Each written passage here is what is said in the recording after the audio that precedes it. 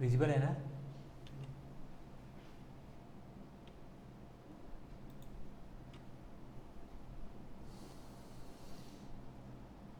Section 22, 23 और 24, 3 section हो गए हमारे।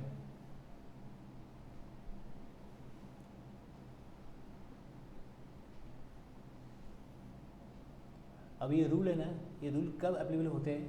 जब हम एप्लीकेशन के लिए प्रोसीजर करते हैं। प्रोसीजर करने के लिए कुछ रूल है। अब मैं रूल दिखा दूँ आपको, ये रूल देखो।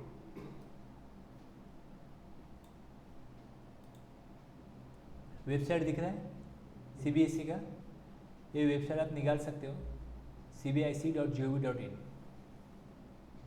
और GST का यहाँ पे ऑप्शन रहता है ऊपर। अगर होम पेज ओपन किया, ये GST का ऑप्शन होगा, central board of indirect taxes and custom.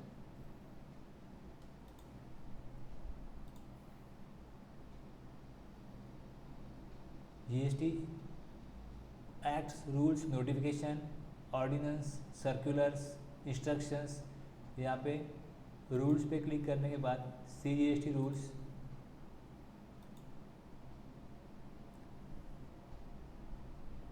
Part A और पार्ट बी। पार्ट ए को मैं क्लिक करता हूँ,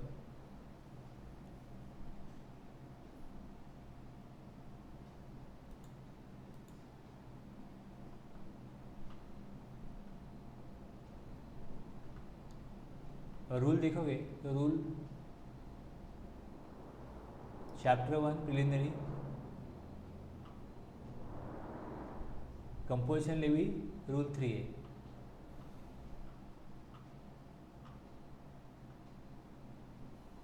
कंपोजिशन लेवी के रूल है वो 7 तक होंगे। उसके बाद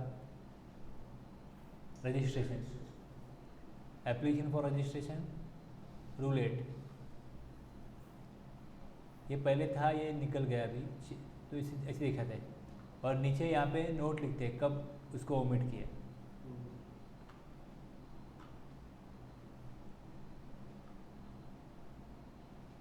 समझ में आ गया?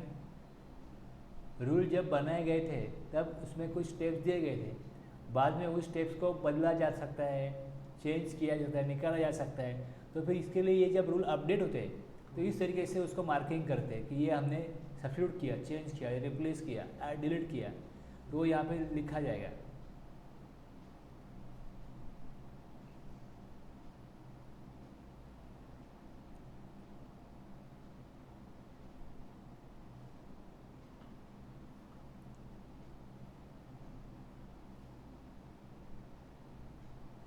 तो ऐसे यहाँ पे जो रूल है वो रूल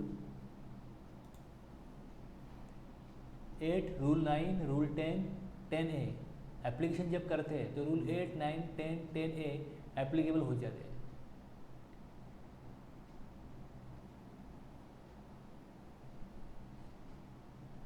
तो अलग अलग एक्टिविटीज़ के लिए अलग अलग रूल एप्लीकेबल होते हैं।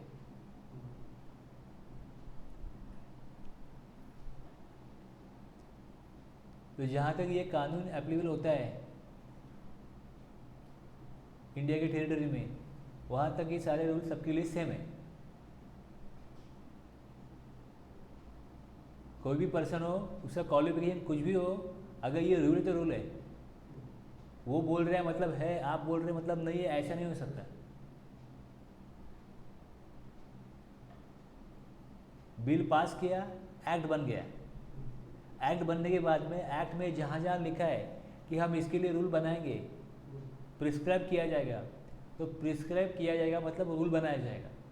और रूल में जो स्टेप्स है किस तरीके से करेंगे वो दिया रहता है।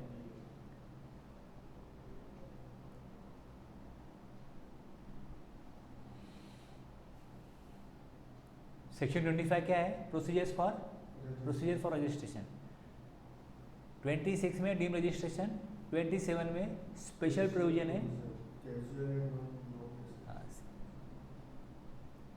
कैजुअल टैक्सेबल पर्सन और नॉन रेजिडेंट टैक्सेबल पर्सन।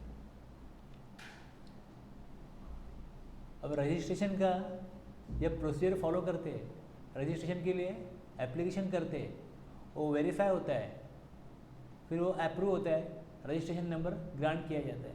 तो तब स्टेट कोड जो नंबर आएगा उसमें स्टेट कोड होगा, स्टेट कोड होगा, उसके आगे पैन नंबर जुड़ेगा और उसके आगे 3 लेटर और जुड़ेंगे, ये 1 entry number of the same pan holder in a state. अगर एक पर्सन चाहे तो एक से ज़्यादा भी एप्लीकेशन दे सकता है, 2 नंबर भी ले सकता है, 3 नंबर भी ले सकता है, उसकी अगर नीड होगी तो उसको गवर्नमेंट अलाउ करेगा। उसी पैन नंबर का ये पहला रजिस्ट्रेशन है उस स्टेट में, मतलब ये 27 वाला जो 33 वाला ये कोड है वो स्टेट कोड है, उस कोड में ये पहला रजिस्ट्रेशन है।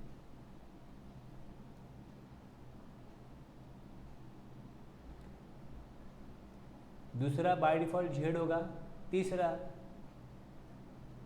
चेकसम डिजिट होगा। जब ये चीज़ें कंप्यूटर में फीड करते हैं तो उनको कुछ टेस्टिंग करने के लिए एक कोई लेटर और वहाँ पे दिया हुआ है। तो 15 डिजिट जीएसटी का नंबर होगा, जीएसटी होल्डर होगा, जो रजिस्टर्ड पर्सन होगा, टैक्सेबल पर्सन होगा, उसको रजिस्ट्रेशन के लिए अप्लाई करने के बाद में जब रजिस्ट्रेशन ग्रांट करके गवर्नमेंट तो उसको 15 डिजिट यूनिक नंबर मिलेगा। ये नंबर किसी और का नहीं होगा, सिर्फ उसका ही होगा, उसका ही ड्यूरेशन होगा, तो 1 की जगह पे 2 होगा।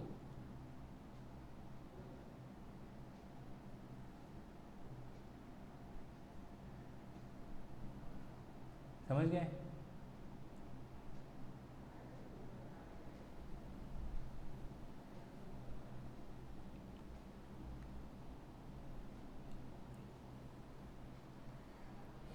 अब सेक्शन 25 के तहत जो रूल है वो फॉलो करके रजिस्ट्रेशन लेना पड़ेगा।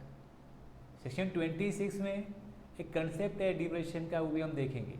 सेक्शन 27 में अलग से प्रोविज़न है, अलग से वहाँ पे कैजुअल टैक्सेबल पर्सन के लिए और नॉन टैक्सेबल पर्सन के लिए ये एक अलग सेक्शन बनाया, वो भी हम देखेंगे। तीन सेक्शन जो है ये हमें देखना है, तो इसके लिए हमने क्या किया, ये एक अलग पार्ट बनाया। रजिस्ट्रेशन किसके लिए एप्लीकेबल होगा, किसके लिए एग्जाम्प्ट होगा, ये हमने सेक्शन 22, 23 और 24 में समझा है। अब समझने के बाद में अगर रजिस्ट्रेशन करना है तो कैसे करना है, हमने ये भी यहाँ पर देखा था डेफिनेशन, किसे कहते हैं कैजुअल टैक्सेबल पर्सन, किसे कहते हैं नॉन रेजिडेंट टैक्सेबल पर्सन। ठीक है, जिसका उस स्टेट में कोई परमानेंट प्लेस नहीं होता, दूसरे स्टेट का कोई पर्सन होता है, टैक्सेबल पर्सन होता है, और कुछ एक अप टू 90 डेज के लिए अगर उसको कुछ यहाँ पे काम मिला है तो वो कैजुअल टैक्सेबल पर्सन है। वैसे किसी दूसरे देश का पर्सन है, वो आके अगर इंडिया में कुछ टैक्सेबल सप्लाई देगा तो इंडिया के लिए वो क्या है, नॉन रेजिडेंट, उसका कोई परमानेंट प्लेस नहीं है।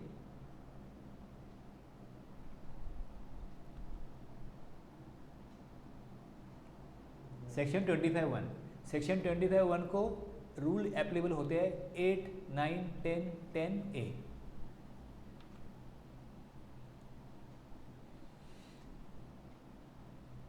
अब यहाँ पे आपको ये जवाब मिलेगा, where and by when to apply for registration. जब आप लॉ पढ़ेंगे, लॉ समझेंगे, आपको ये उत्तर मिलते हैं, who, when, what, where, why. Why मतलब लॉजिक क्या है उसके पीछे का, हाउ मतलब कैसे करते हैं।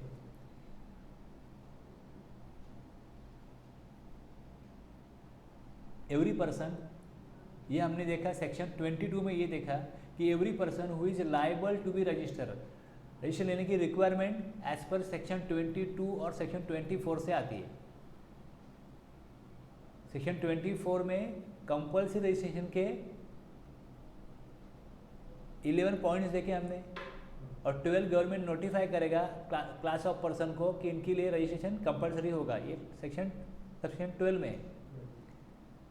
तो अगर वो पर्सन उस दायरे में आ रहा है सेक्शन 22 के, सेक्शन 24 के, और उसको रजिस्ट्रेशन लेना, उसके लिए अगर वो रिक्वायरमेंट है उसकी, तो वो अप्लाई करेगा रजिस्ट्रेशन के लिए। कब करता है अप्लाई, अब जिस दिन समझो हमने एग्जांपल देखा था कि उसका टर्नओवर लिमिट एक्सीड करता है, एक्सीड आज कर गया तो तुरंत वो भाग के जाएगा गवर्नमेंट के पास, रजिस्ट्रेशन दो मुझे, ऐसा नहीं हो सकता ना, पॉसिबल नहीं है ना, अपना बिजनेस कर रहा है। तो गवर्नमेंट ने उसको लॉ में क्या किया, लॉ मेकर ने 30 दिन का टाइम दिया है कि 30 दिन में आप रजिस्ट्रेशन के लिए अप्लाई करो।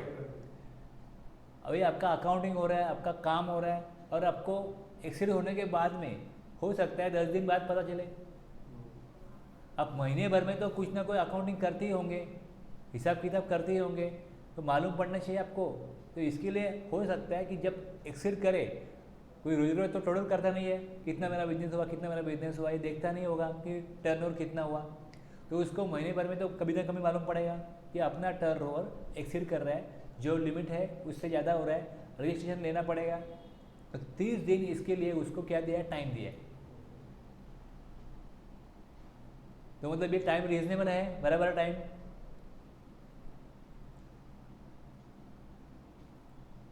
एवरी सच स्टेट, समझ लो आपका बिजनेस 2 स्टेट में, 3 स्टेट में, 4 स्टेट में, तो जब ये एग्रीगेट टर्नओवर का लिमिट देखा जाता है, वो सारे स्टेट में देखा जाता है। ओके, और समझो एक स्टेट में आप लायबल हो जाते हो रजिस्ट्रेशन के लिए, समझो आपने इंटरनेट सप्लाई किया, एक स्टेट से किया, तो अगर फिर वो रजिस्ट्रेशन जो लेना पड़ेगा, जहाँ जहाँ आप टैक्सेबल सप्लाईज करते हो उसी सारे स्टेट में रजिस्ट्रेशन लेना पड़ेगा।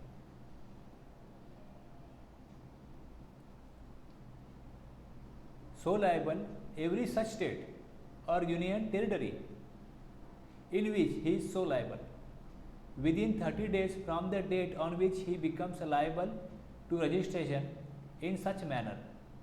इन सच मैनर मतलब जो तरीका दिया गया है उस तरीके से, जो कंडीशन दी गई है उस कंडीशन को देखते हुए, जैसे रूल बनाए हुए हैं उस रूल के तहत आप रजिस्ट्रेशन ले लो एज पर रूल 8 एप्लीकेशन है, 8 एप्लीकेशन है।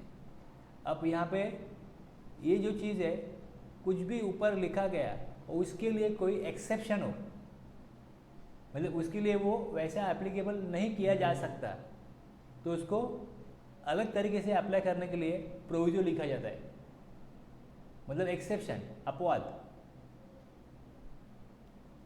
जो कैजुअल टैक्सेबल पर्सन है उसके लिए ऐसी स्टेप नहीं है कि वो लायबल होने के बाद में रजिस्ट्रेशन ले। कैजुअल टैक्सेबल पर्सन और नॉन रेजिडेंट टैक्सेबल पर्सन जो है वो 5 दिन पहले एप्लीकेशन करेंगे। वो जब उनका, वो कभी कभी सप्लाई करते हैं। कैजुअल टैक्सेबल पर्सन वो जिस स्टेट के, वहाँ पे जिस स्टेट में उनका परमानेंट प्लेस नहीं है, कोई फिक्स प्लेस ऑफ बिजनेस नहीं है, उनको मालूम है कि कुछ कॉन्ट्रैक्ट मिला है, कुछ ऐसा इवेंट है जब उनको सप्लाई करना है, तो वो उसके 5 दिन पहले रजिस्ट्रेशन के लिए अप्लाई करें। उनके लिए 30 दिन के बाद लायबल हो गया, 30 दिन के बाद वो उनके लिए एप्लीकेबल नहीं है, तो इसके लिए ये एक्सेप्शन है उनके लिए कि वो 5 दिन पहले प्रोसीजर करेंगे एप्लीकेशन का। और एक दूसरा एक्सेप्शन ऐसा है, provided further that a person having a unit. आपको स्पेशल इकोनॉमिक जोन सेज मालूम है क्या होता है? सेज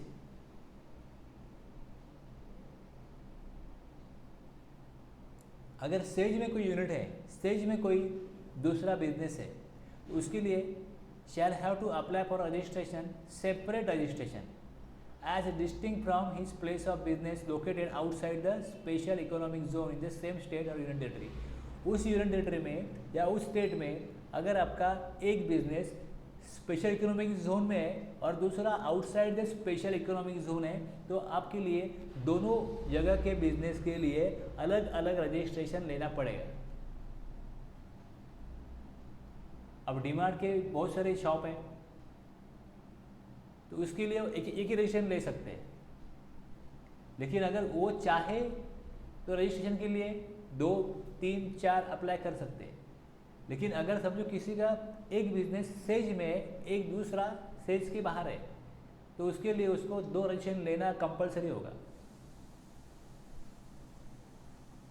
प्रोविजन ये बन रहा है, अगर वो लायबल हो गया रजिस्ट्रेशन लेगा, लेकिन उसमें भी उसको 2 रजिस्ट्रेशन कब लेना पड़ेगा? एक सेज में है, एक सेज के बाहर है।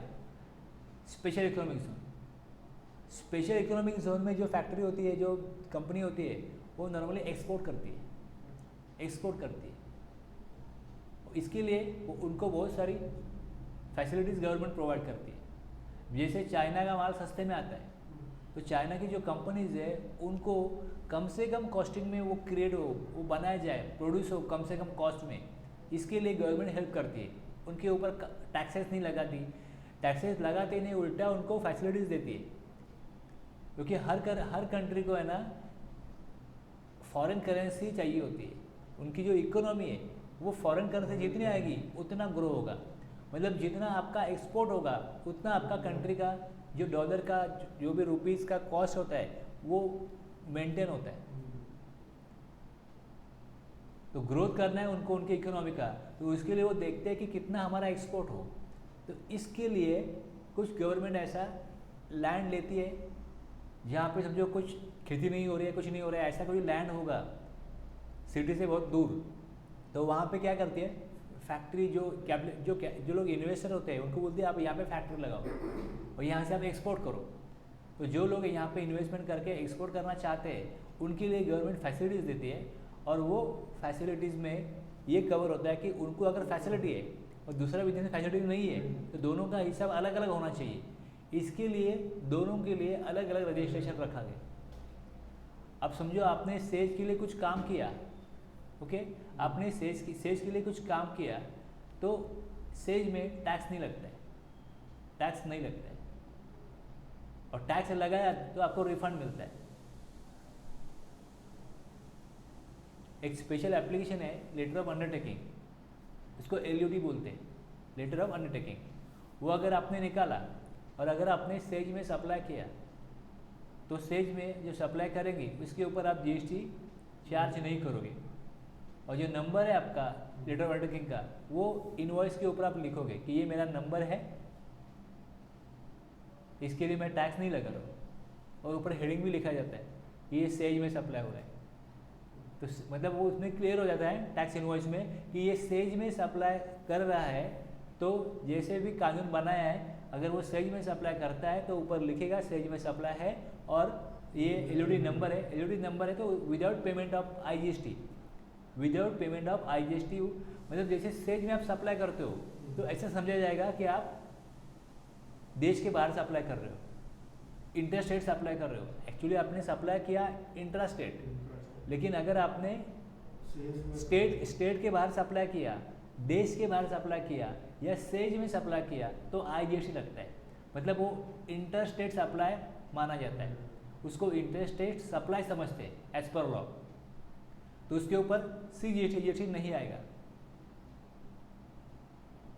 मुझे मुंबई में अंधेरी में एक सेज है, स्पेशल इकोनॉमिक जोन है, ठीक है, तो उसके यहाँ से वो स्टार्ट होता है उसके बाहर भी बहुत सारे बिजनेस हैं।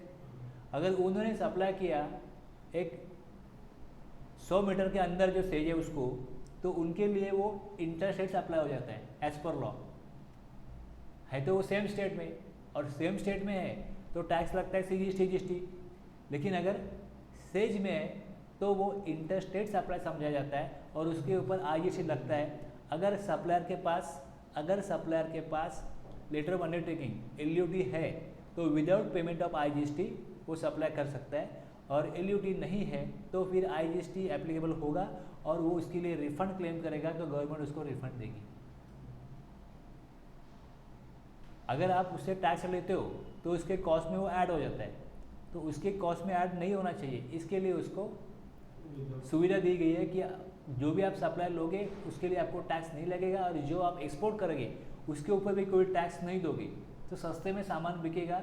जो इंटरनेशनल लेवल पे जो कंपटीशन है इसमें इंडिया का जो कॉस्ट है मटेरियल का वो कम होके उसको वहाँ पे चांस मिले कि उसका एक्सपोर्ट ज़्यादा हो, एक्सपोर्ट बढ़े, इसके लिए ये बनाया गया। तो स्पेशल इकोनॉमिक जोन के लिए इसके लिए अलग प्रोविजन है। अब स्टेट का एक बाउंड्री होता है, बराबर है, दूसरे स्टेट यहाँ एक स्टेट खत्म हो गया, गुजरात स्टार्ट हो गया, और बाकी जो पानी है वो पानी तो इंडिया का है, लेकिन वो स्टेट यहाँ खत्म होता है, ये स्टेट यहाँ पे चालू होता है, ऐसा तो कुछ होता नहीं है। तो पानी के लिए फिर कैसे करेंगे? कुछ लोग ऐसे जो वहाँ पे पानी में चलने वाले जो जहाज होते हैं उसके ऊपर वो कुछ मेंटेनेंस सर्विस देते हैं, कुछ भी रिपेयर सर्विस देते हैं, कुछ भी करते हैं ऐसा। तो अगर वो उसके लिए काम कर रहे हैं तो उनका रजिस्ट्रेशन कहाँ पे होगा? जो पानी में सप्लाई दे रहे हैं उनका रजिस्ट्रेशन कहाँ पे होगा? कौन से स्टेट में होगा या कौन से यूनियन टेरिटरी में होगा? तो उसके लिए यहाँ पे क्लियरिटी दी है, एक्सप्रेशन मतलब क्लियर किया गया कि every person who makes a supply from the territorial waters of India shall obtain registration in the coastal state और union territory where the nearest point of the appropriate baseline is located. अगर वो पानी में supply दे रहे, territorial water में supply दे रहे, तो वहाँ से जो स्टेट की बाउंड्री नियर है, नज़दीक है, जिस स्टेट की या यूनियन टेरिटरी की जो भी एरिया जो है वो अगर नज़दीक है तो आप वहाँ पे रजिस्ट्रेशन ले लो। जहाँ पे सप्लाई करते हैं वहाँ से क्लोजेस्ट स्टेट या यूनियन टेरिटरी जो होगी वहाँ पे वो सप्लायर रजिस्ट्रेशन लेगा।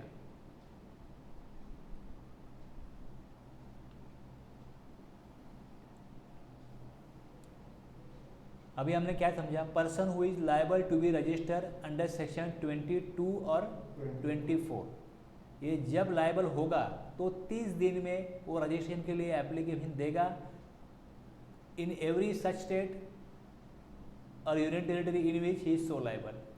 कैजुअल टैक्सेबल पर्सन के लिए सीटीपी और एनआरटीपी के लिए 5 दिन पहले रजिस्ट्रेशन लेना होगा। जिस स्टेट में वो सप्लाई कर रहे हैं उस स्टेट में या जिस यूनियन टेरिटरी में वो सप्लाई देने वाले हैं उस स्टेट में। Every person who makes a supply from the territorial water, उनके लिए कोस्टल स्टेट जो नियरेस्ट है स्टेट या यूनियन टेरिटरी वहाँ पे वो रजिस्ट्रेशन लेंगे।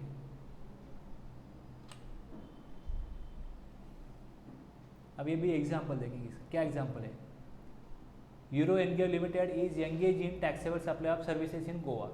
गोवा में अब जब भी ऐसा सामने आपके पास केस आएगा तो आप देखोगे वो 10 लाख, उसके उस स्टेट में लिमिट 10 लाख है, गुड्स के लिए कितना है, सर्विस के लिए कितना है, 20 लाख दूसरा कैटेगरी है, सेम है गुड्स के लिए, सेम है सर्विस के लिए। तीसरे कैटेगरी में ही आपको सोचना पड़ता है कि ये सप्लायर गुड्स का है या सर्विसेज का है, क्योंकि सर्विसेज के लिए 20 लाख लिमिट है, गुड्स के लिए एक्सक्लूसिवली गुड्स का सप्लाई करता हो तो 40 लाख है, और गुड्स और सर्विसेज दोनों का सप्लाई करता हो तो 20 लाख ही होगा।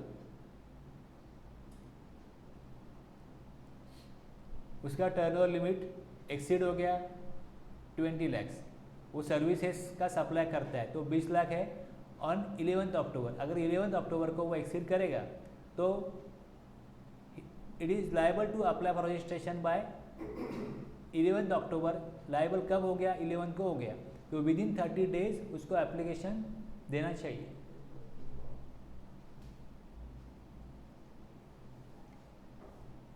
Silent crackers company of Surat Gujarat comes to Mumbai for supply of crackers in Diwali. अब उनका कोई फिक्स प्लेस ऑफ बिजनेस नहीं है, मतलब वो कैजुअल टैक्सेबल पर्सन है, तो उनको 5 दिन पहले रजिस्ट्रेशन लेना पड़ेगा। दोनों केस कवर हो गए, एक नॉर्मल केस और दूसरा कैजुअल टैक्सेबल पर्सन।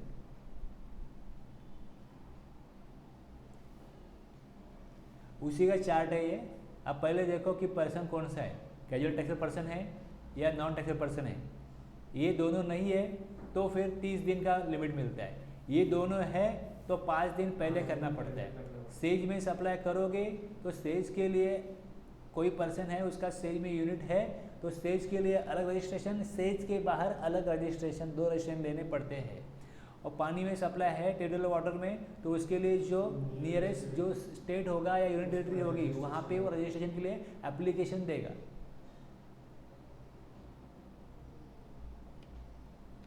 ये हमने पढ़ा, आपको जो भी आप एक्ट पढ़ोगे तो एक्ट में आपको ये ऐसा लिखा जाएगा, एक्ट में ऐसा लिखा जाएगा और ऐसा कंटिन्यूशन में लिखा जाएगा। ऐसा कुछ हमने बोल्ड किया है, बड़ा किया, ये वहाँ पे रहता नहीं है।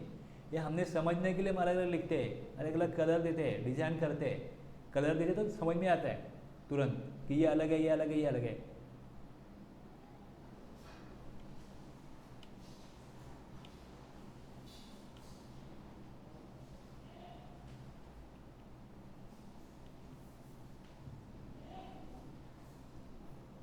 प्रोसीजर फॉर रजिस्ट्रेशन प्रिस्क्राइब मतलब उसके रूल है, rule 8, 9, 10, 10A are also applicable to a person paying tax. जब वो एप्लीकेशन देते हैं ना, जब एप्लीकेशन देते हैं तो वहाँ पे कुछ ऑप्शन आते हैं कि अगर आप कंपोजिशन स्कीम लेना चाहते हो तो उसको टिक मार्क कर दो। आपका रजिस्ट्रेशन किस लिए है ये पूछा जाता है। आपने इंटरेस्ट अप्लाई किया, इसके लिए लायबल हो गए, सेक्शन 22 में आपका टर्नओवर एक्सीड हो गया, इसके लिए लायबल हो गए, एग्जिस्टिंग लॉ में थे इसके लिए यहाँ पे आ गए। तो ये सारी चीज़ें जब एप्लीकेशन देते हैं तो उसमें रीज़न पूछा जाता है, रजिस्ट्रेशन आप क्यों ले रहे हो और कौन सी स्कीम चाहिए। अगर रेगुलर स्कीम चाहिए तो रेगुलर, या फिर कंपोजिशन है तो उसको टिक मार्क करना पड़ता है।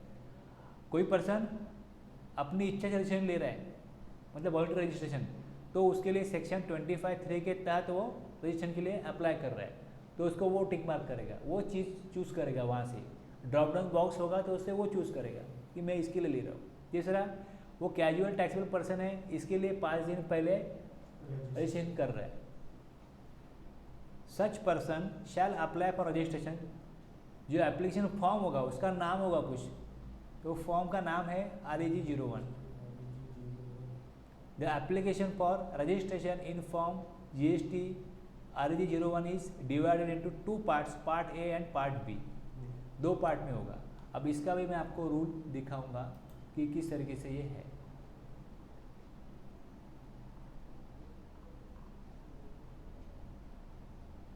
और इसी को मैंने वहाँ पे लिखा है, ये जो फॉर्म के नाम है ना वो सब यहाँ पे आए। देखो पार्ट A, पार्ट B ये भी यहाँ पे दिया हुआ है। पार्ट A में क्या करो, पार्ट B में क्या करो, यहाँ पे लिखा हुआ है। इसको मैंने कहाँ से निकाला,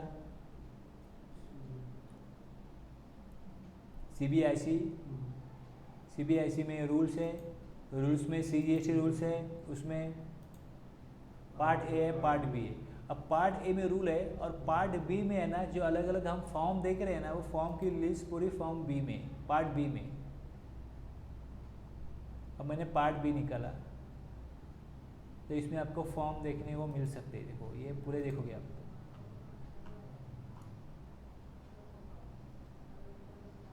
पहले कंपोजिशन लेवी का चैप्टर चालू होता है तो इसके लिए कंपोजिशन के अलग अलग फॉर्म है, उसकी लिस्ट है। वो तो कंपोजिशन लेवी के 1 से 8 फॉर्म है। रजिस्ट्रेशन के देखिए, रजिस्ट्रेशन 1 से लेके आगे जितने भी फॉर्म हैं वो सब पूरे यहाँ पे दिए। तो हम ये टॉपिक देखेंगे ना सेक्शन 21 से 22 से 30 तक, तो जो अलग अलग प्रोसीजर्स है। आप रजिस्ट्रेशन के लिए एप्लीकेशन करो, अगर आपको अमेंडमेंट करना है, एक बार एप्लीकेशन कर दिया तो उसके बाद में आपके बिजनेस का अगर एड्रेस चेंज होता है, एक्टिविटीज़ चेंज होती है। पहले आप गुड्स के सप्लायर थे, फिर सर्विस के सप्लायर हो गए, अब गुड्स का भी सप्लाई कर रहे हो, अब सर्विस का सप्लाई आपने अलग से चालू किया, तो ये जानकारी गवर्नमेंट को देनी पड़ती है। तो हो सकता है कि आपको दी हुई जानकारी को चेंज करना पड़े, अपडेट करना पड़े, तो उसके लिए अमेंडमेंट का प्रोविजन होता है। तो अमेंडमेंट के लिए अलग से फॉर्म होगा, फिर वो उसमें जाके वो देना पड़ेगा। आपका मोबाइल नंबर चेंज हो गया, ईमेल चेंज हो गया, कुछ भी चेंज हो गया तो उसको अपडेट कर सकते हैं, तो उसके लिए अमेंडमेंट होता है। किसी पर्सन ने बिजनेस ट्रांसफ़र कर दिया तो उसको रजिस्ट्रेशन कैंसिल करना पड़ेगा, तो ये अलग फॉर्म में आएगा वो। तो अलग अलग ये फॉर्म है। कोई पर्सन प्रॉपरली प्रोविजन फॉलो नहीं कर रहा है तो गवर्नमेंट का ऑफिसर उसका रजिस्ट्रेशन कैंसिल करेगा। रिटर्न फाइल नहीं कर रहा है टाइम पे तो उसका रजिस्ट्रेशन कैंसिल हो जाएगा। तो फिर कौन सा फॉर्म होगा, अगर उसने फॉर्म लगा लिया, वो फॉर्म से कुछ स्टेप ले लिया और गवर्नमेंट के ऑफिसर ने जो स्टेप फॉलो किया वो अगर आप टैक्सेबल पर्सन हो, आपके लिए आपको लगता है वो गलत है, जैसे ही वो कैंसिलेशन करेगा आप उसको रिस्पॉन्ड करोगे कि आप गलत कर रहे हो। और अगर उसको सही लगता है वो ठीक है, आपका जो आंसर है कि मैंने ऐसा किया नहीं है, आपकी गलत फहमी है, तो फिर वो अपना स्टेप जो उसने लिया होगा वो पीछे ले लेगा। तो फिर यहाँ पे अमेंडमेंट है, कैंसलेशन है, फिर रिवोकेशन है, ले लिया उसने वापस ले लिया, तो उसके अलग अलग फॉर्म होते हैं। बहुत सारे फॉर्म की लिस्ट है, ये देखिए 31 पूरे फॉर्म है इसमें। 31 REG 01।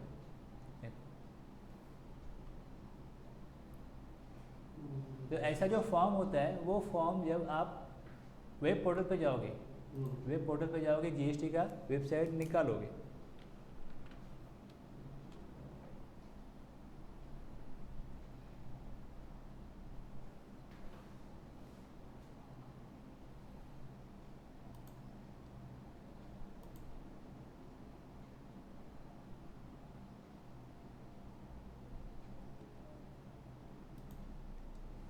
सर्विसेज है, रजिस्ट्रेशन है, न्यू रजिस्ट्रेशन है।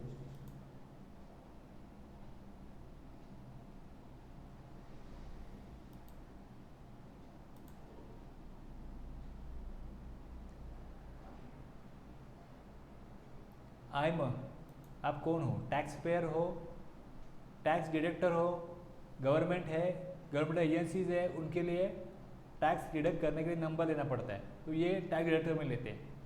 ई कॉमर्स ऑपरेटर है, उसके थ्रू कोई टैक्सेबल पर्सन सप्लाई करता है तो उससे टैक्स कलेक्ट करने के लिए ई कॉमर्स ऑपरेटर ये एक्शन लेता है।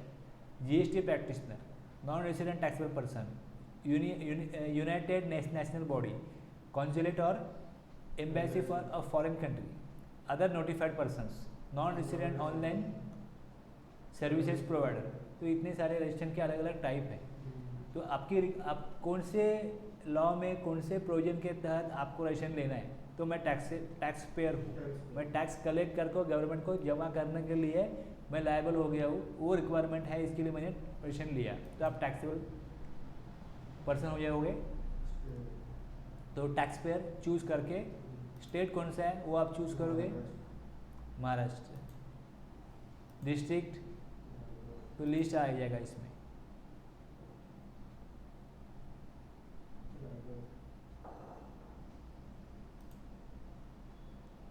Legal name, a permanent account number, legal name of business as mention in PAN. अगर पैन प्रोप्राइटर का है तो उसका नाम आएगा, पार्टनरशिप का है तो पार्टनरशिप का होगा, तो वो वहाँ पे आएगा। पैन नंबर लिखोगे, ईमेल एड्रेस लिखोगे, मोबाइल लिखोगे, तो यहाँ पे लिखा है OTP will be send to this email, mobile पे OTP आएगा। Type the characters you see in the below, captcha type करोगे, प्रोसीड करोगे, तो यहाँ पे आपका ए पार्ट कंप्लीट हो जाएगा। ये 2 मिनट का काम रहता है, इसमें कोई डॉक्यूमेंट नहीं लगते, कुछ नहीं लगते, सिर्फ आपका ईमेल और पैन और मोबाइल नंबर, ये 3 चीज़ें होनी चाहिए। ये 3 चीज़ें हैं आपके पास, आपका पैन का नंबर है तो पैन के ऊपर जो लिखा है वो भर सकते हो, और OTP आएगा ईमेल और मोबाइल पे। ये करने के बाद में यहाँ पे देखो, ये सारी चीज़ें रूल में लिखी है, जैसे रूल में फॉर्म दिए, रूल में जो कंटेंट दिए, प्रोग्रामर ने वैसा प्रोग्रामिंग किया जीएसटी पोर्टल पे। तो उस पोर्टल उन्होंने डिज़ाइन कैसा किया उनको ही मालूम है ना, उनको ही पता है ना। तो ये हेल्प में उन्होंने दिया है पूरा स्टेप कैसे, हेल्प में है, आपको पूरी जानकारी मिलेगी हेल्प में जाओगे तो।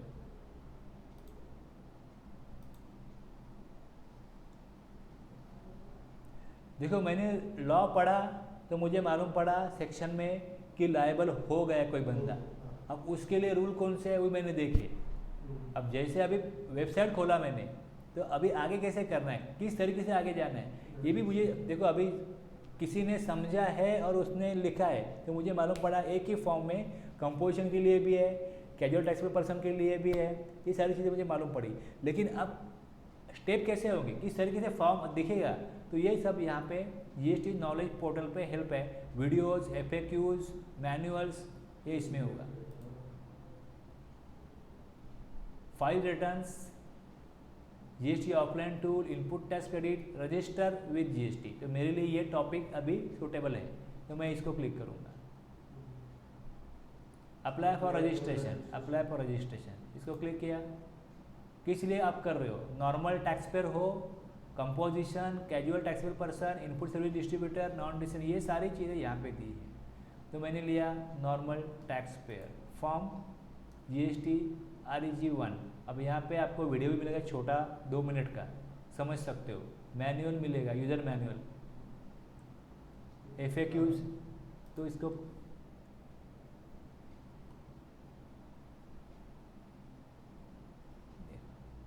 अब जैसे हम लोगों ने क्लिक किया जीएसटी पोर्टल में, सर्विसेज में, न्यू रजिस्ट्रेशन में, तो ये स्टेप्स आ गए। और यहाँ पे लिखा पैन होना जरूरी है, pan is mandatory for registration with GST. Email address और मोबाइल पे ओटीपी आएगा। तो ये ऐसे स्टेप हमने देखी, ठीक है। अगर कोई आपका पहले नंबर लिया हुआ है तो ऐसे दिखाएगा वो, यहाँ पे रजिस्ट्रेशन है अलग अलग स्टेट में, प्रोसीड करोगे तो प्रोसीड हो जाएगा। कोई आपका नंबर नहीं होगा तो आपको ये स्क्रीन नहीं दिखने वाली।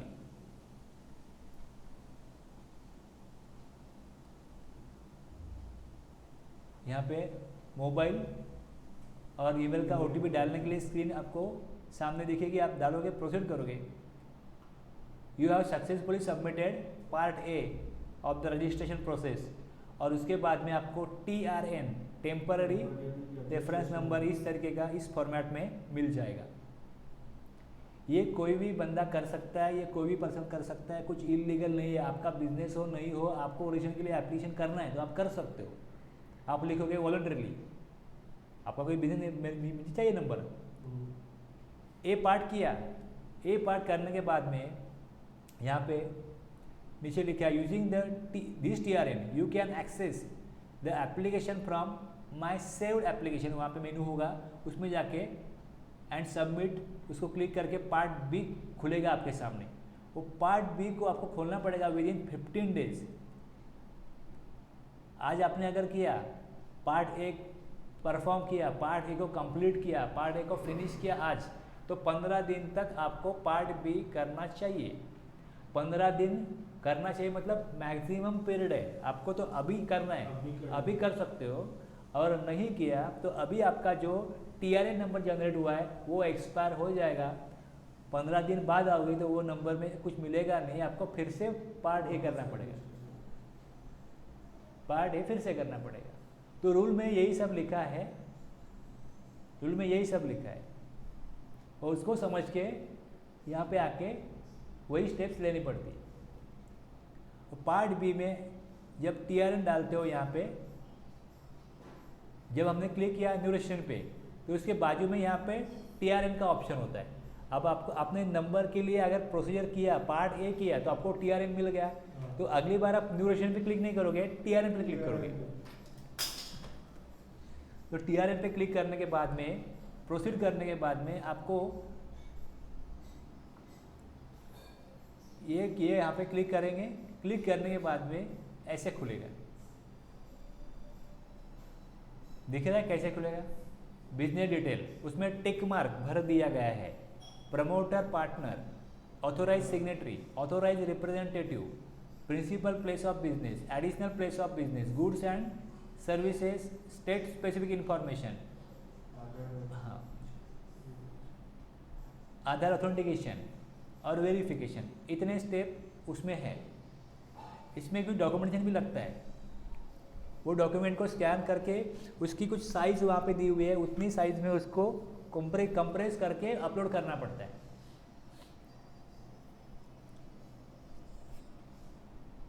यहाँ पे देखो कंपोजिशन स्कीम है, कंपोजिशन अगर डीलर है तो उसको ऑप्शन फॉर कंपोजिशन यस करना पड़ेगा।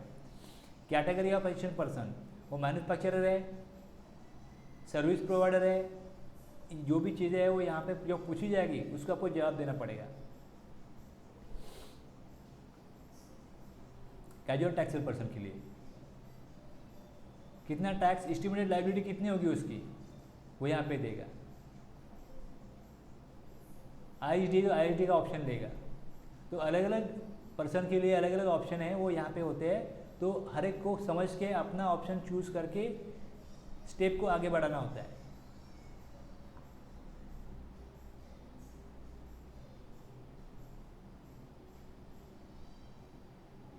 ये पहले वाला पार्ट, बिजनेस डिटेल्स।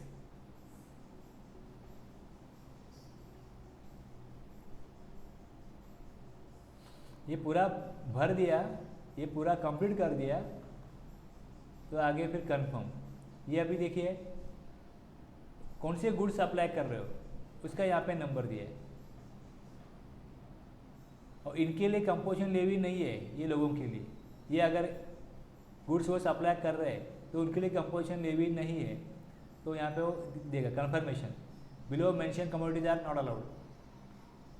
ये पहला है, ये बाकी एक भरते जाओ। प्रोप्राइटर है तो प्रोप्राइटर की जानकारी आएगी, पार्टनर है तो पार्टनर की आएगी, प्रमोटर पार्टनर दोनों दिया है, ठीक है।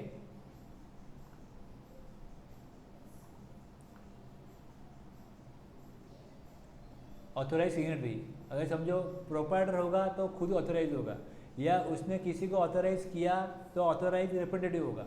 पार्टनरशिप फर्म में 2 3 4 पार्टनर है तो इसके लिए कौन ऑथोराइज होगा। एक बार भर दिया आपने तो इसको बाद में चेंज भी कर सकते हैं, देख भी सकते हैं हमने क्या भरा था। इसको लॉगिन करने के बाद में ऊपर सारी जो मेनू आते हैं उसमें जाके आप देख सकते हो कि क्या भरा हुआ है हमारे पार्टनरशिप फर्म में ऑथोराइज किसको किया है। तो कोई भी एक जन का नाम लिख सकते हैं या अपने को लिखना है उतना लिख सकते हैं। एक पार्टनर है तो किसी का भी नाम एक ऑथोराइज होगा, एक ही रहेगा। जीएसटी के लिए वो ऑथोराइज होगा, वो सिर्फ जीएसटी के लिए होता है। उसको ओटीपी और मेल उसका सब आएगा, ऐसा ओटीपी वगैरह उसको जाएगा। हाँ, उस अब नंबर दूसरे का दे सकते हो। अगर आपको अकाउंटेंट इसके लिए काम करने वाला है तो उसका नंबर यहाँ पे दे सकते हो, तो उसको ओटीपी जाएगा, उसके ईमेल पे जाएगा, नाम उसका होगा, जवाबदारी उसकी होगी। गवर्नमेंट हथौड़ा मारेगा तो उसको मारेगा, आपको नहीं मारेगा। आपका नंबर होगा तो आपका ईमेल होगा, तो लीगली वो रिस्पॉन्सिबल है। रिस्पॉन्सिबिलिटी उसकी परफॉर्म करने के लिए उसने आपको अकाउंटेंट एज अकाउंटेंट अपॉइंट किया है, तो अकाउंटेंट को फिर वो सुविधा के लिए बोलेगा अकाउंटेंट का नंबर ले लो, अकाउंटेंट का ईमेल ले लो, लेकिन नाम नहीं जाएगा ना लीगली अकाउंटेंट का। उसकी अगर अकाउंटेंट को ऑथोराइज करना है तो फिर ऑथोराइज रिप्रेजेंटेटिव के कॉलम में आएगा, वो मेरा रिप्रेजेंटेटिव है, इसके लिए अलग कॉलम दिए। ऑथोराइज सिग्नेटरी उसकी है, रिप्रेजेंटेटिव दूसरा कोई हो सकता है। तो यहाँ पे जानकारी आएगी, फोटोग्राफ आएगा उसका, सारी चीज़ें यहाँ पे दी है।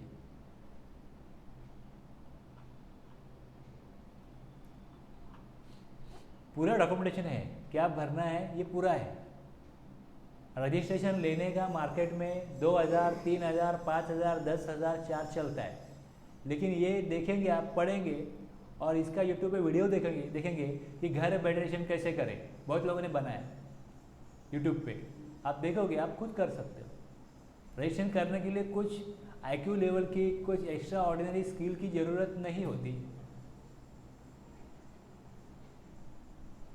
आपके पास जो नॉर्मल स्किल है, इंस्टाग्राम यूज़ करने का, फेसबुक यूज़ करने का, व्हाट्सअप यूज़ करने का, उस लेवल के स्किल वाला आदमी, उतने IQ लेवल का आदमी इसको यूज़ कर सकता है। थोड़ा पढ़ा लिखा हो, जो भी जानकारी दिए हो पढ़ के समझ सकता हो, देख सकता हो फ़ोटो को, सब फोटो दिए हुए, सब स्क्रीनशॉट है यहाँ पे। और जो स्कैन करोगे आप, वो अगर साइज में नहीं बैठता है तो बहुत सारे, हाँ, कॉम्प्रेस करने के लिए जो लोग स्कैन का बिजनेस करते हैं ना, जेरॉक्स वाले वगैरह, उनको जाके देंगे कि ये मेरा साइज़ कम करके दो, तो वो साइज़ को कम करके देंगे।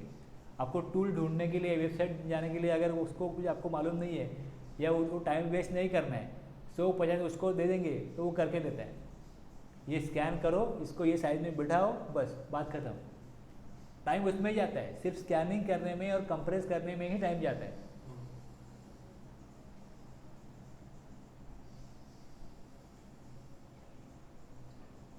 एड्रेस, तो एड्रेस के आपके डॉक्यूमेंट होंगे जो हो गए। कौन सी एक्टिविटी आप करते हो, आगे वाला पॉइंट कौन सा आ गया अभी? ये additional place of business, business का एडिशनल प्लेस है, फैक्ट्री है, गोडाउन है, तो सारे चीज़ों का आपको वहाँ पे इंफॉर्मेशन देना पड़ता है।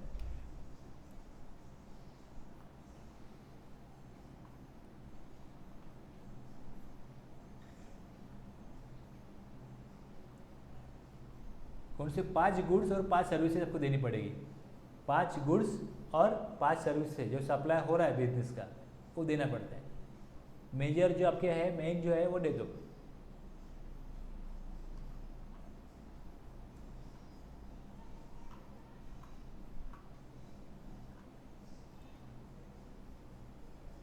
आधार ऑथेंटिकेशन टैब, आधार में ये लिखा हुआ है। प्रोप्राइटरशिप कंसर्न है तो प्रोप्राइटर, पार्टनरशिप है तो पार्टनर, HUF है तो कर्ता, कंपनी है तो authorise signatory director, foreign limited company है ऑथोराइज सिग्नेटरी और authorise person in charge in India, LLP है, सोसाइटी है, member of managing committee, authorise signatory, other है तो जो पर्सन ऑथोराइज किया गया वो पर या इंचार्ज है वो, ऐसे अलग अलग वहाँ पे ऑप्शन होते हैं आधार ऑथेंटिकेशन के लिए। तो अगला जो टैब है वो आधार का है, आधार ऑथेंटिकेशन। तो उसको क्लिक करके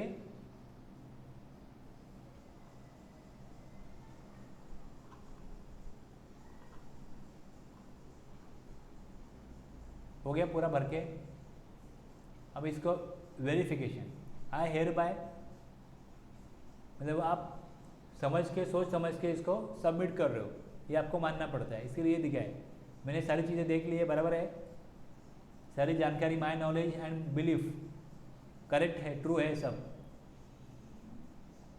आगे जो पर्सन ये साइन कर रहा है वो ये टिक मार्क करेगा, बोलेगा गवर्नमेंट को कि मैंने सही से सब दिया है, उसका नाम, place, date, submit with DSC, submit with e signature, submit with EVC. EVC देंगे तो आपके मोबाइल पे, ईमेल पे ओटीपी आता है।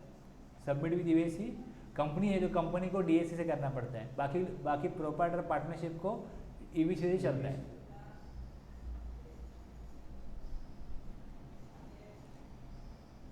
समझ में आ गया? आप ए पार्ट करोगे, 15 दिन कुछ नहीं करोगे, कानूनन कुछ गलत नहीं है। आपको ये सारे टैब खोल के देखना है कि अंदर क्या क्या है, तो आप ए पार्ट कर लो, ए पार्ट कर लो। अंदर जाके जो भी टैब है उसमें क्या क्या ऑप्शन है, कॉलम है, वो अगर आपको ये देखो, ये कैसा है, ये प्रैक्टिकल है। ये आपको जैसे यहाँ पे स्क्रीनशॉट दिखा है, आप जाके खोलोगे करोगे तो आपको मालूम पड़ेगा। 22, 23, 24 को हमने जो समझा वो समझने के बाद में रजिस्ट्रेशन के लिए अगर लायबल हो रहा है, रिक्वायरमेंट है, तो ये स्टेप करना है, ये स्टेप प्रैक्टिकल है, इसके लिए रूल आ गया। रूल है ये, रूल ये बोल रहा है आप काम करो प्रैक्टिकली ये करो। अब क्यों करना है ये मैंने बता दिया, मेरा काम क्या है, क्यों करना है, 30 दिन क्यों है, ये लॉजिक है। मैंने बोला उसको तो रोज रोज तो मालूम नहीं पड़ेगा कि अभी मैं लायबल हो रहा हूँ, अभी मालूम भी पड़ा तो अभी तुरंत भाग के तो कोई करेगा नहीं। उसका ये चीज़ कोई मतलब व्यवहारिक चीज़ नहीं है, थोड़ा टाइम दो उसको। वो बिजनेस कर रहा है तो उसको कोई लॉ एप्लीकेबल हो गया तो फिर वो जाएगा, जो काम वो करता है इसको ढूंढेगा, ढूंढने के बाद उसको बोलेगा कि आपकी जो फीस है मैं देता हूँ, आप मेरा ये काम करके दो। फिर वो बोलेगा आप ये डॉक्यूमेंट लेके आओ, फिर वो स्कैन करने को देगा, स्कैन करने के बाद में वो अपलोड करेगा। तो उसमें 30 दिन का समय दिया गवर्नमेंट ने। तो गवर्नमेंट को ऐसा लगता है, लॉ में क्यों लगता है कि अगर कोई पर्सन, अगर उसके लिए रजिस्ट्रेशन का जो प्रोविज़न है वो एप्लीकेबल हो जाता है तो उसको 30 दिन देना ये उनके लिए रीजनेबल है। 30 दिन में उसको जो भी उसका काम है, करने वाला है, उसको ढूंढ के ये स्टेप कंप्लीट करो। 30 दिन दिया उसको।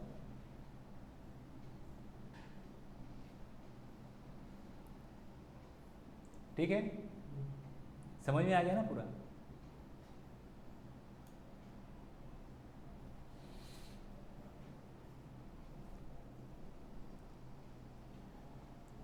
अब मैं सिर्फ ये पढ़ाते बैठता आपको तो आपको बोर होता, इसके लिए मैंने वो प्रैक्टिकल दिखाया कि ये देखो ये स्क्रीनशॉट है, यहाँ पे जाके ये वेबसाइट निकालो, यहाँ पे क्लिक करो, आगे जाके स्टेप्स है वो परफॉर्म करो। पार्ट ए भरने से कुछ कानूनन कुछ आप गलत नहीं कर रहे हो, पार्ट बी भर दिया आपने और अप्रूव हो गया तो आपको जीएसटी नंबर आ जाएगा। फिर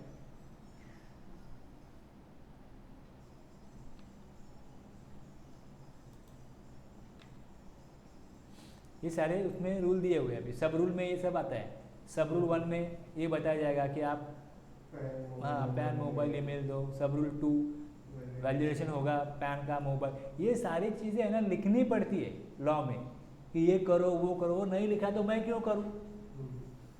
लोग ये बोलने वाले, आपने कहा कानून बनाया, कानून किस में बनाया जाएगा? शब्दों में ही लिखा जाएगा ना, तो फिर शब्दों को आपको पढ़ना पड़ेगा, समझना पड़ेगा। वो भाषा होगी, शब्द होंगे, सेंटेंस होंगे, समझना पड़ेगा आपको। हाँ, तो ये सब रूल 1, सब रूल 2, सब रूल 3, 4, 4A आधार ऑथेंटिकेशन, ई एक्नॉलेजमेंट, टेम्पररी TRN मिलेगा। ओके, जिसका रजिस्ट्रेशन वॉलंटरी है उसके लिए वो वहाँ पे वो देगा। बाकी लायबल जो हो रहे हैं वो अपना रीज़न देंगे। और ये प्रोसीजर एवरी पर्सन, ये रूल में यही लिखा है एवरी पर्सन, इनके लिए नहीं है। एप्लीकेशन फॉर रजिस्ट्रेशन ये अलग काम के लिए करते। 30 दिन का जो प्रावधान है ये इनको नहीं है।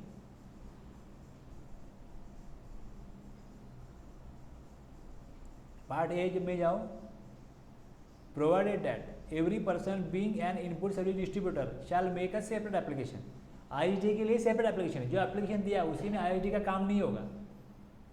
अगर आईएसडी डिक्लेयर करना है कोई किसी एक ब्रांच को, कोई ब्रांच है, कोई कंपनी है जिनकी एक से अधिक शाखाएं है, तो उनके अलग अलग नंबर है, तो जिस ब्रांच को वो उनकी हेड ऑफिस है, मेन ब्रांच है, उसके लिए उनको अलग से रजिस्ट्रेशन लेना पड़ेगा। आईएसडी में क्या होता है, एखादी कंपनी आहे त्यांच्या 4-5 स्टेट में अगर उनकी 4-5 ब्रांचेस है, कोई बैंक है, तो बैंक का क्या होता है, हर एक स्टेट में ब्रांच होता है। तो उनके लिए क्या होता है कि एक ब्रांच से वो कॉन्ट्रैक्ट निकालते हैं कि सारे ब्रांचेस का हमारा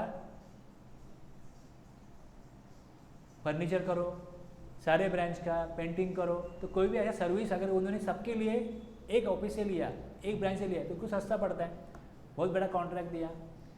लेकिन वो जो सर्विस ले रहे वो सर्विस मेन ब्रांच की नहीं होती, अलग अलग स्टेट में अलग अलग ब्रांच, अलग अलग नंबर है, उनकी होती है। तो अगर आपने डिक्लेयर किया कि जहाँ से ये सब कंट्रोल होगा वो हमारा हेड ऑफिस है और उसके लिए अलग जीएसटी नंबर लेंगे, इनपुट सर्विस डिस्ट्रीब्यूटर, तो जो टैक्स आएगा उस ब्रांच में, जो इनवर्ट सप्लाई आएगा वो कौन से नाम पे आएगा, हेड ऑफिस के नाम पे आएगा। वो उनका टैक्स होगा क्या, इनवर्ट सप्लाई का नहीं होगा। तो वो टैक्स वो बाकी जो भी स्टेट है उनको उनका स्टैट भेजने के लिए, उनका टैक्स उनको देने के लिए उनके पास इनपुट सर्विस डिस्ट्रीब्यूटर का रजिस्ट्रेशन होना जरूरी है। तो इसके लिए उनका एक मेन रजिस्ट्रेशन है जहाँ पे वो टैक्स कलेक्ट कर रहे हैं, आईटी से ले रहे हैं, उसके लिए अलग नंबर होगा। और आईटीसी दूसरे ब्रांचेस को बांटने के लिए, डिस्ट्रीब्यूट करने के लिए वो इनपुट सर्विस डिस्ट्रीब्यूटर का स्पेशल रजिस्ट्रेशन लॉ मेकर ने उनके लिए बनाया है, वो उनको लेना पड़ेगा। एक में दो काम नहीं होंगे। गवर्नमेंट को मालूम होना चाहिए कि ये आईएसडी भी है और ये टैक्स पेयर पर्सन भी है, ये टैक्स पेयर भी है, दोनों मालूम पड़ना चाहिए। इसके लिए 2 रजिस्ट्रेशन लो।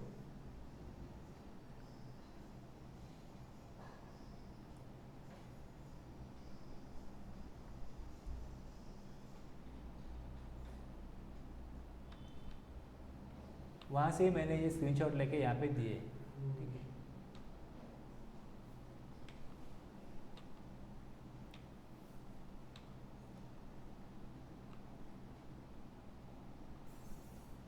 एप्लीकेशन रूल 8 में है।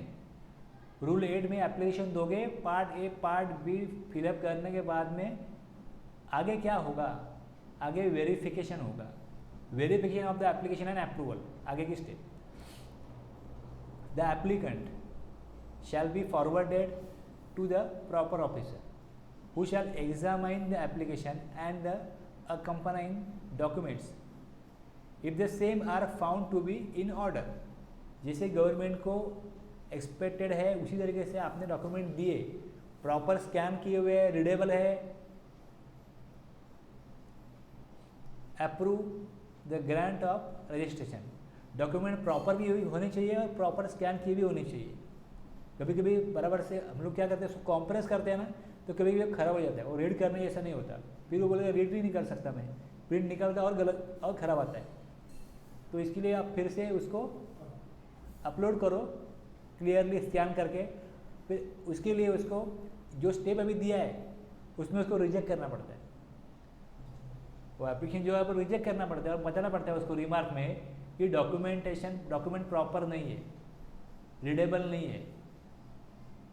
तो रीज़न देगा वो कि वो रिजेक्ट क्यों कर रहा है एप्लीकेशन।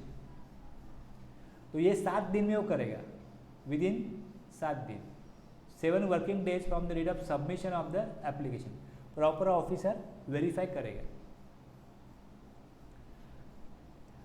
अभी इसमें क्या है कि जब हम एप्लीकेशन को सबमिट करते हैं ना, तब आधार का ऑथेंटिकेशन करते हैं। आधार ऑथेंटिकेशन किया तो ये रूल एप्लीकेबल होता है 7 दिन का। अगर आधार ऑथेंटिकेशन नहीं है, मतलब जो प्लेस है, बिजनेस का लोकेशन है, उसको प्रूव हो गया कि ये पर्सन यहाँ का है, उसका आधार का ऑथेंटिकेशन हो गया है। अगर वैसे नहीं किया है तो फिर 30 दिन लेता है वो फिजिकल वेरिफिकेशन करने के लिए, फिजिकली वेरीफाई होगा। ये क्यों किया गया हो, इतना लंबा प्रोसीजर क्यों किया गया हो? कुछ लोग दूसरे स्टेट से आके किसी स्टेट में बिजनेस करते हैं। ऐसे कुछ लोगों ने क्या किया, रेंट पे कोई जगह ली, पैन नंबर तो सबका पता होता है, किसी और का पैन नंबर डाल दिया, उस पैन नंबर पे रजिस्ट्रेशन ले लिया। अभी ऐसे कोई नंबर है क्या, ये हम लिंक भी दिया गवर्नमेंट ने, वहाँ पे जाके आप आपके नंबर पे किसी ने जीएसटी का रजिस्ट्रेशन लिया तो नहीं है, आप चेक कर सकते हैं। और अगर आपको मालूम पड़ता है कि मेरे नाम पे किसी और पर्सन ने रजिस्ट्रेशन नंबर ले लिया है, तो फिर अगर आप उसको ईमेल भेजोगे जीएसटी डिपार्टमेंट को कि ये नंबर दिया है उन्होंने कि मेरे नाम पे रजिस्ट्रेशन है, मेरा नहीं है, मैंने नहीं लिया है, तो फिर जो बिजनेस कर रहा है वहाँ पे उसके ऊपर आगे कानून कार्रवाई करेगी।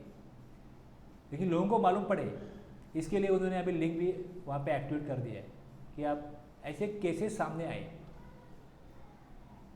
किसी का ईमेल तो कोई बना सकता है, कुछ भी ईमेल बना दिया, मोबाइल पे नंबर आता है और पैन नंबर किसी और का है। अब पैन नंबर किसी और का है तो लायबिलिटी उसकी है।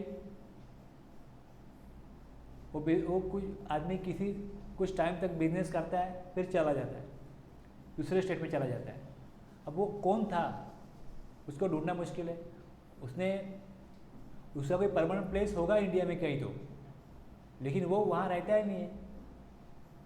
ऐसे लोग हैं जो यहाँ वहाँ घूम रहे हैं, रजिस्ट्रेशन लेते हैं, टैक्स कलेक्ट करते हैं, टैक्स भरते ही नहीं, फिर वहाँ से किसी और जगह चला जाते हैं।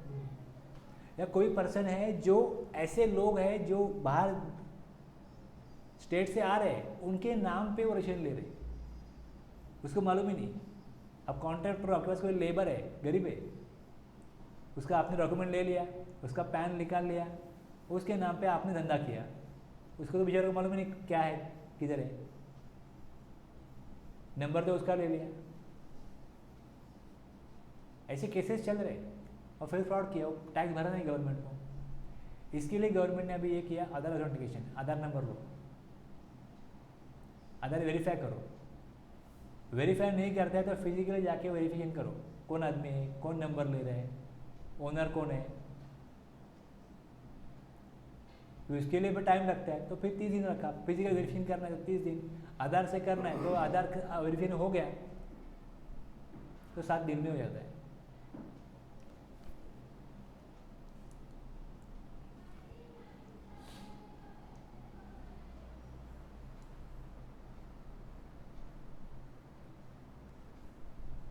कोई लॉ बनाना और उसको इम्प्लीमेंट करना बहुत मुश्किल होता है, प्रॉपरली इम्प्लीमेंट करना, क्योंकि लॉ सबके लिए बनता है।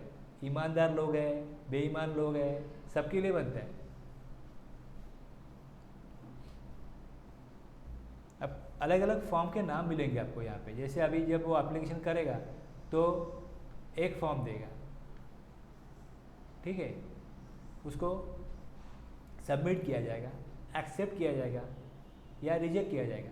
Where the application submitted under rule 8 is found to be deficient either in terms of any information or any document required to be furnished under the said rule, or where the proper officer requires any clarification with regard to any information provided in the application or documents furnished therewith, he may issue a notice to the applicant electronically in form GS REG 03 within a period of 7 working days। 7 दिन दिए है ना उसको application accept करने के लिए, reject करने के लिए, तो उसी 7 दिन में वो प्रोसेस करेगा आपको कि आपकी जानकारी जो है वो मुझे क्लियर नहीं लग रही, तो आप मुझे रिप्लाई करो। तो REG 03 में ये पूछा जाएगा।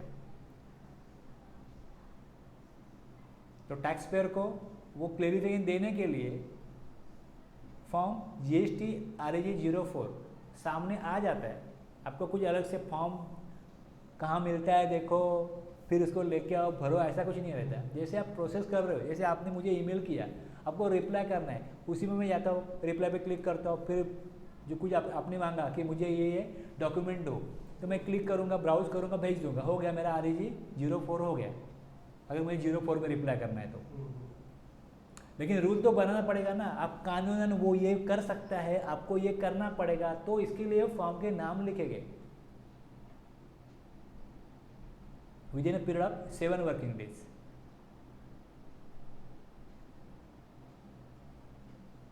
ओके,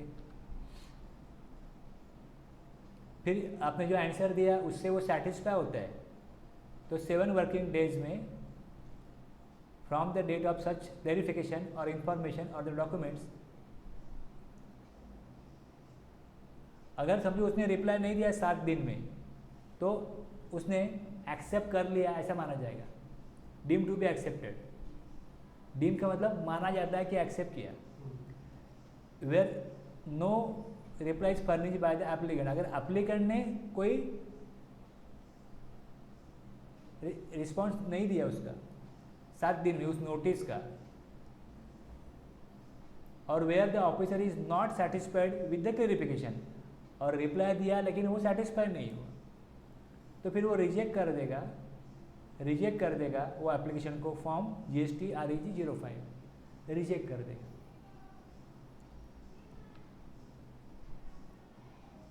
और अगर ऑफिसर ने कुछ एक्शन नहीं लिया 7 वर्किंग डेज में, या 30 दिन में कोई ऑप्शन नहीं लिया, या दूसरा जो स्टेप है क्लेरिफिकेशन का उसमें उसने कोई एक्शन नहीं लिया, तो फिर वो grant of registration shall be deemed to have been approved. देखो ग्राफिकली देखते हैं, पिक्चर में देखते हैं। पहले आप क्या करोगे, लॉगिन करोगे वेब पोर्टल को, उसके बाद पार्ट ए सामने आ जाएगा जिसमें पैन, मोबाइल और ईमेल आपके पास होना जरूरी है। वो करने के बाद में OTP वेरीफाई होगा, you will get the application reference number via mobile email, वो होगा फॉर्म GST REG 02, मिल जाएगा वो 7 वर्किंग डेज में। GST officer starts verifying your application 7 working days, 7 दिन में अप्रूव करेगा। अगर उसको क्लियरिंग चाहिए तो फिर क्लियरिंग मांगेगा, नोटिस भेजेगा, उस नोटिस में आप 7 दिन में टैक्स पेयर क्लियरिफिकेशन देगा। क्लियरिफिकेशन से अगर वो सेटिस्फाई होता है तो 7 दिन में वो अप्रूव कर देगा, सेटिस्फाई नहीं होता तो फिर वो रिजेक्ट कर देगा।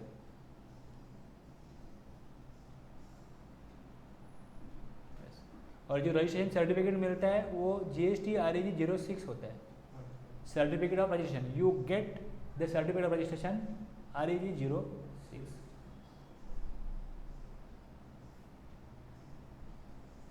फॉर्म A भर दो, B भर दो, डॉक्यूमेंट अपलोड कर दो, क्लियर है तो 7 दिन में रजिस्ट्रेशन हो जाएगा, REG 06 मिल जाएगा।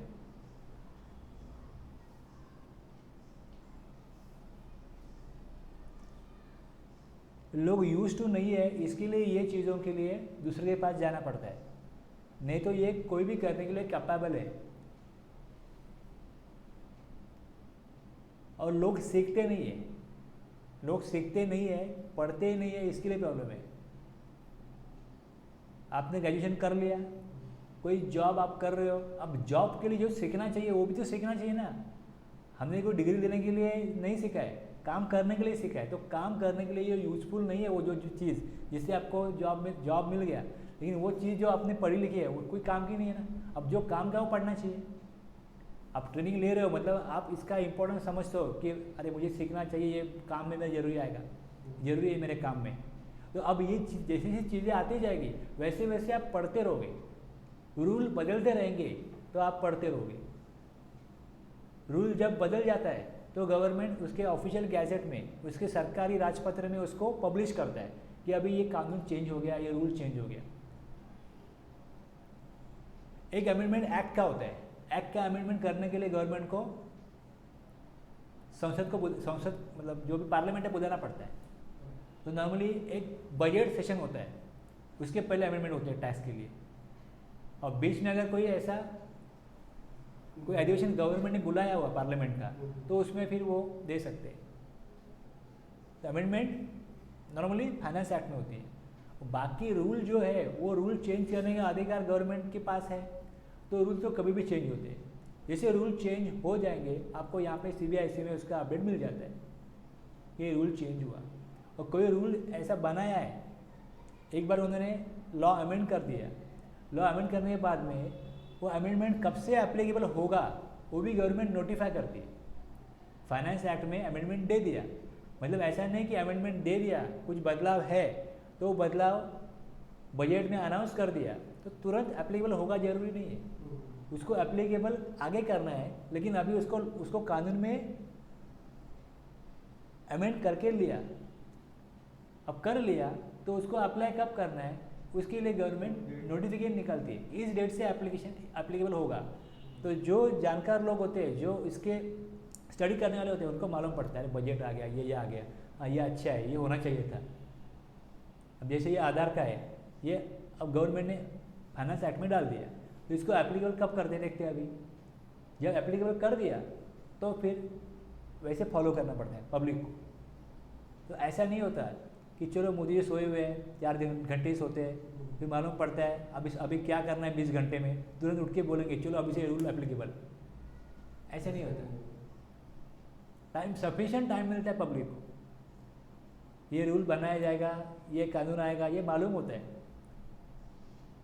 थोड़ा बीच में टाइम दोगे, कौन से रूल चेंज हुए, जैसे अभी मैंने ये निकाला, रूल का निकाला, फॉर्म का निकाला, या ऐसे आप बीच में निकालते रहोगे तो फिर जो भी अपडेट हुआ तो गवर्नमेंट वहाँ पे डाल देती है। लेकिन अपडेट कब होता है, पहले से तय होता है कि अपडेट होने वाला है, पब्लिक की डिमांड होती है, व्यापारियों की डिमांड होती है, कुछ कठिनाइयाँ होती है लोगों को, तो वो गवर्नमेंट को बोलते रहते हैं कि ये रूल कानून बराबर नहीं है आपका, ये प्रॉब्लम है।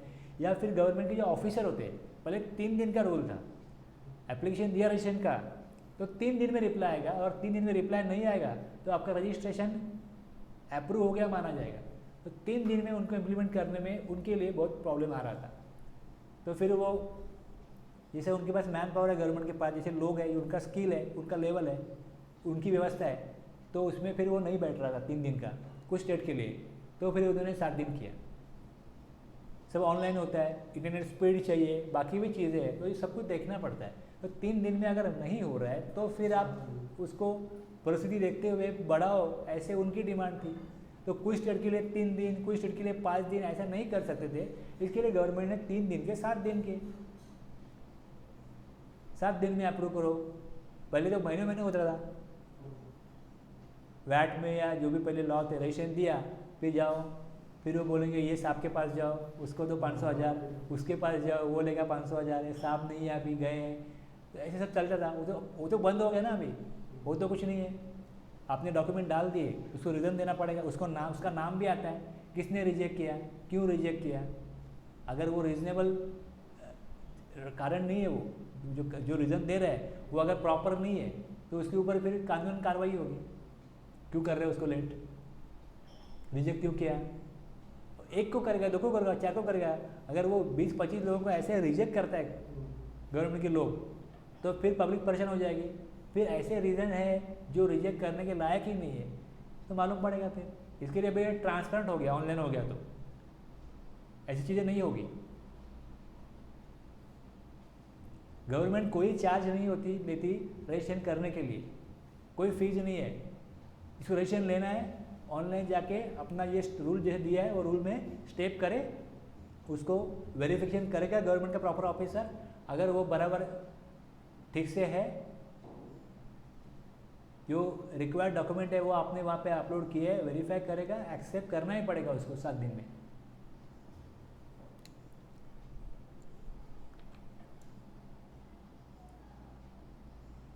वेरीफाई कर दिया, एक्सेप्ट कर दिया, फिर आपको 06 में GSTN मिलेगा 15 डिजिट का। जैसे हमने अभी बात की थी, स्टेट कोड होगा, पैन नंबर होगा, उसका नंबर ऑफ रजिस्ट्रेशन कितना है वो होगा, जेड बाय डिफॉल्ट आ जाएगा, और यहाँ पे चेक सम डिजिट है वो आ जाएगा।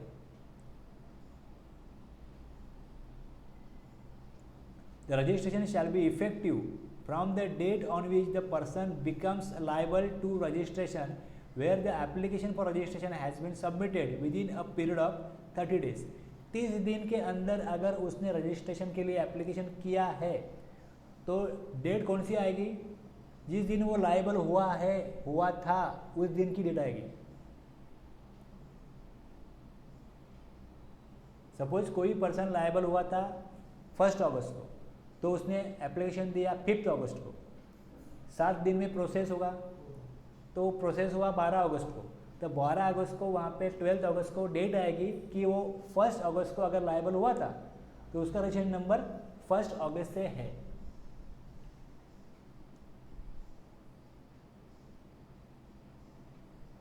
समझो कोई पर्सन लायबल हुआ 1 अगस्त को, उसने एप्लीकेशन दिया 25 अगस्त को, क्या ठीक है? विदिन 30 दिन दिया ना एप्लीकेशन, 30 दिन में एप्लीकेशन देना पड़ेगा. 1 अगस्त को लायबल हुआ, उसको पता चला 20 अगस्त को, फिर उसने आगे के डॉक्यूमेंट स्कैन किए, पर्सन ढूंढा कौन सा रजिस्ट्रेशन, ये सब करने तक उसको 25 अगस्त आ गया. तो 25 अगस्त को उसका एप्लीकेशन पोर्टल पे चला गया. तो कानून के तहत बराबर है ना, 30 दिन में किया ना उसने एप्लीकेशन. अब 7 दिन लगे और 2 सितंबर को उसको रजिस्ट्रेशन मिल जाएगा, 7 दिन में मिल जाएगा. तो उसमें 30 दिन से अधिक समय चला गया, कोई प्रॉब्लम नहीं है. उसने अप्लाई किया ना, अब 2 सितंबर को उसको रजिस्ट्रेशन नंबर मिल जाता है. तो उसने 1 महीना बिजनेस किया होगा, अब उसका नंबर कहाँ से आ गया? 1 अगस्त से. तो 1 अगस्त से 1 सितंबर तक उसने जितना भी बिजनेस किया होगा, अब 2 तारीख को जब उसको मिल गया नंबर, 2 तारीख तो बिल काटेगा, जीएसटी नंबर दे के काटेगा, जीएसटी लगा के बिल बनाएगा. लेकिन जो 30-31 दिन जो उसने बिजनेस किया उसके पास तब नंबर नहीं था जीएसटी का, लेकिन वो लायबल हो गया था. तो वो 30 दिन जो गए बीच में, उसका क्या? तो ऐसे आदमी को जो उसने टाइम लिया, 30 दिन के जो इनवॉइस बनाए, उसके रिवाइज इनवॉइस उसको उसके कस्टमर को भेजने पड़ेंगे. रिवाइज इनवॉइस टैक्स लगा के कि नंबर मेरा 1 दिन से जीएसटी में आ गया, लेकिन तब मेरे पास नंबर नहीं था, लेकिन मैं लायबल हो गया था, इसके लिए मैंने एप्लीकेशन दिया था, तो अप्रूव हो गया और 1 तारीख से मेरा जीएसटी का नंबर है. तो जितना भी मैंने आपको सप्लाई किया उसमें मुझे टैक्स लगाना बनता है. और कानूनन ऐसा है कि अगर आपने नंबर के लिए एप्लीकेशन दिया लायबल होने के बाद में, और 30 दिन में अगर आपने एप्लीकेशन किया तो नंबर आ गया, लेकिन उसमें समय चला गया, तो पहले दिन से 1 अगस्त से अब तक जितने भी बिल काटे उस नंबर के अगेंस्ट रिवाइज इनवॉइस बना के वो देगा कस्टमर को, और उसके ऊपर टैक्स कलेक्ट करेगा. बाकायदा करना पड़ेगा उसको. और जिनसे उन्होंने सप्लाई लिया था, इनवर्ट सप्लाई, उन्होंने भी उसको अनरजिस्टर करके ही इनवॉइस दिया होगा. तो उनको बोलना पड़ेगा कि आपने अगर जीएसआर 1 फाइल कर दिया हो तो अब अमेंडमेंट करके मेरा ये नंबर उसमें डालो और मुझे आईटीसी मिलना चाहिए. अब मेरा हक है, वो भी हक है. लेकिन उनके पास भी तो कोई नंबर नहीं था, इसका नंबर आया ही नहीं था, तो वो नंबर कौन सा डालेंगे जब इसका बिल अपलोड करेंगे, फर्निश करेंगे जब वेबसाइट पे. तो फिर उनको अमेंडमेंट उनको भी करना पड़ेगा इसके आईटीसी क्लेम को मिलने के लिए, पाने के लिए. इसको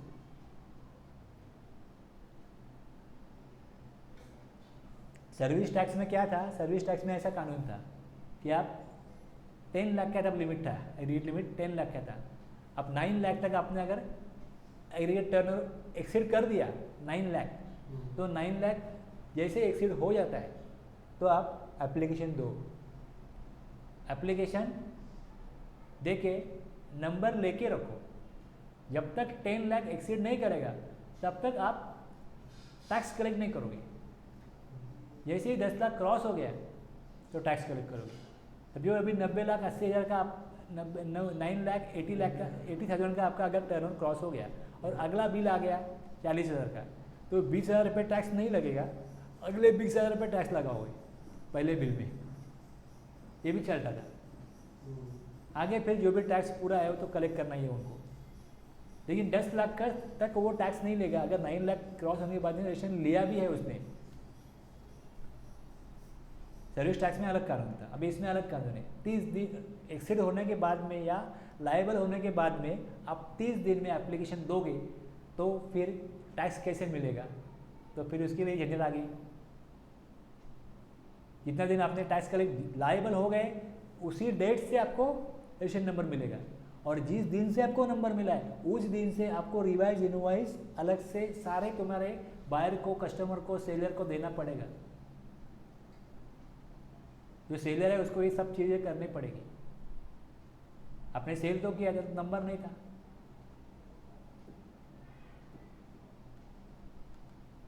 उसको ये चॉइस है कि अगर उसका मालूम है 40 लाख क्रॉस होने वाला है, जैसे उसका 35 लाख 36 लाख क्रॉस होता है तो रजिस्ट्रेशन कर दे। 40 लाख क्रॉस होने के पहले ही अगर कर दे रजिस्ट्रेशन, जैसे 40 लाख क्रॉस हो जाता है या उससे पहले ही अगर नंबर आ जाता है वो टैक्स कलेक्ट कर देगा, तो उसको रिवाइज इनवॉइस नहीं काटना पड़ेगा। B2B वाले तो उसको मिल जाएंगे, B2C वाले को कहाँ ढूंढेगा। कोई मेडिकल शॉप है, उसने अगर किसी को इस तरीके से सेल किया हो गया अभी 40 लाख टर्न लिमिट क्रॉस, अब कहाँ ढूंढेगा इतने सारे पेशेंट के जो भी लेडीज होंगे उसके पास आके दवाई लेके गए होंगे, पॉसिबल नहीं, तो उसको अपने जेब से भरना पड़ेगा। तो ये डिफ़िकल्टीज है, जब प्रैक्टिकली कोई काम करने जाएगा तो उसके लिए डिफ़िकल्टीज होगी।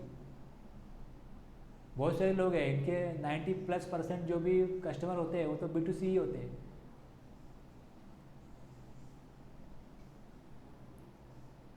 कोई ऐसा बिजनेस है जो डिस्ट्रीब्यूटर से खरीदता है तो और डिस्ट्रीब्यूटर को बेचता है, या जिनका ऐसा रोज़ का लेन देन है ऐसे लोगों को ही बेचता है, तो उनको रिवाइज इनवॉइस दे सकता है। लेकिन जो रोज़ में आने वाले कस्टमर नहीं है उनको अगर इनवॉइस दिया हो तो उनके लिए रिवाइज इनवॉइस बनाना मुश्किल है। कोई भी हम लोग पढ़ रहे हैं ना, जब समझ रहे हैं, सुन रहे हैं, तो आपको ये सवाल आना चाहिए, ये गवर्नमेंट ने लॉ तो बना दिया, ये सबके लिए एप्लीकेबल हो सकता है, ये बराबर है, ये कलेक्ट करना पॉसिबल है उसको टैक्स। इनवॉइस का अलग टॉपिक है, इनवॉइस बनाना पड़ेगा। यहाँ पे तो नंबर दे दिया, यहाँ पे नंबर दे दिया, यहाँ पे तो बताया नहीं है कि उसको रिवाइज इनवॉइस बनाना पड़ेगा, यहाँ नहीं बताया। दूसरा सेक्शन है इनवॉइस का अलग प्रोविजन है, उसमें बताए। हर चीज़ देखो यहाँ से वहाँ कनेक्ट होने वाली है, तो इसके लिए मैंने वहाँ वापस आने ही वाला है, लेकिन यहाँ पे मैंने ये पॉइंट रेज करके रखा कि ये देखो ये आगे आ गया। और बीच में अगर आप क्लास में नहीं आते हो और फिर आप रिकॉर्डिंग में नहीं सुनते हो तो अगला क्लास आपको समझेगा नहीं। अब जैसे हमने टाइम लेके बताया था इनपुट डिस्ट्रीब्यूटर क्या है, उसका एग्जाम्पल भी लिया था, आप क्लास में नहीं थे, आपने रिकॉर्डिंग में नहीं देखा, तो IIT का जैसे कंसेप्ट आ गया कि IIT का एलोकेशन लेना पड़ेगा, तो आप बोलते IIT लिंक है, सब चीज़ों का लिंक है। ठीक है, समझ में आ गया अभी इतना। इश्यू ऑफ रजिस्ट्रेशन सर्टिफिकेट, ये रूल 10 ऐसा सर्टिफिकेट मिलता है, ये उसका फॉर्मेट है। Legal name, trade name, constitution of business, address, date of liability, ये सारी चीज़ें यहाँ पे आएगी। कौन ऑथोराइज है, क्या सिग्नेचर है, सारा चीज़ें आएगी। अभी देखो 30 दिन में एप्लीकेशन नहीं दिया उसने, where an application for registration has been submitted by the applicant after the expiry of 30 days from the date of his becoming liable to registration. The effective date of registration shall be the date of grant of registration under sub-rule 1 or sub-rule 3 or sub-rule 5 of rule 9. जिस दिन approve होगा, accept होगा, उस दिन से every certificate of registration shall be duly signed or verified through electronic verification code by the proper officer under the act. ठीक है, अभी where the registration has been granted under Rule 5 of Rule 9, the applicant shall be communicated the registration number and the certificate of registration under Sub-Rule 1 duly signed verified through electronic shall be made available to him on the common portal within a period of 3 days after the expiry of the period specified in Sub-Rule 9. उसको certificate available हो जाएगा। लेकिन अगर 30 दिन के बाद अगर वो करता है तो जिस दिन सर्टिफिकेट आएगा, जिस डेट से आएगा, एक्सेप्ट जब जिस डेट पे होगा उस डेट पे से वो एप्लीकेबल हो जाएगा, पिछले डेट से नहीं होगा। जब लायबल हुआ था तब से नहीं होगा। 30 दिन के बाद अगर उसको गवर्नमेंट दिखाती है कि आपका तो लिमिट एक्सीड कर रहा है, ऑपरेशन क्यों नहीं कर रहे हो, तो फिर एप्लीकेशन दे देगा वो। बस एप्लीकेशन कर दिया, कब हुए थे लायबल? 2 महीने पहले, 1 साल पहले। तो अब 1 साल में का क्या करेंगे? उसको 1 साल पहले से नंबर देके क्या करेंगे? कोई उसका हक भी बनता है क्या? अगर उसने कानून ही तोड़ दिया तो ना उसको आईटीसी मिलेगा, ना उसने जो टैक्स कलेक्ट किया वो छोड़ दो। अभी प्रॉब्लम कब होता है? जब उसको आईटीसी देना है तो लेना भी नहीं चाहिए। उसको एक बेनिफिट दे रहे हो, एक काम दे रहे हो कि टैक्स कलेक्ट करके दो, तो बेनिफिट देना पड़ेगा, आईटीसी मिलेगा। 30 दिन में अगर वोलेशन करता है तो उसको दोनों चीज़ करनी पड़ेगी। गवर्नमेंट को टैक्स चाहिए और उसको आईटीसी देंगे गवर्नमेंट कि आपको आईटीसी देंगे, लेकिन वो तो आपको ही करना है काम। अपने सप्लायर को बोलो नंबर अमेंड करके लो, मिलेगा आईटीसी। लेकिन अभी समय चला गया, अव्यवस्था है। व्यवस्था में लाने के लिए चलो अव्यवस्था है, आज से तो व्यवस्था में आएगा। आज उसने एप्लीकेशन दे दिया, अप्रूव हो गया, अभी से चलेगा काम। जहाँ रुके थे वहाँ से आगे कंटिन्यू करेंगे, अब पिछला कुछ नहीं देखेंगे। तो फिर 2 कैटेगरी बनती है, 30 दिन वोलेशन होगा या तो नहीं होगा। 2 ही चीज़ें, नहीं होगा तो जिस दिन होगा उस दिन से आगे कंटिन्यू।